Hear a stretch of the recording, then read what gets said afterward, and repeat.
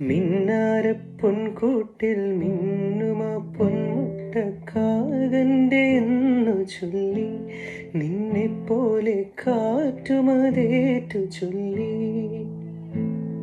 നേരു പറഞ്ഞിട്ടും നെഞ്ഞു തുറന്നിട്ടും കൂട്ടരും കൈവെടിഞ്ഞു.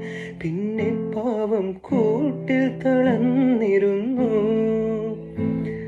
ആരാരോ ദൂരത്താരാരോ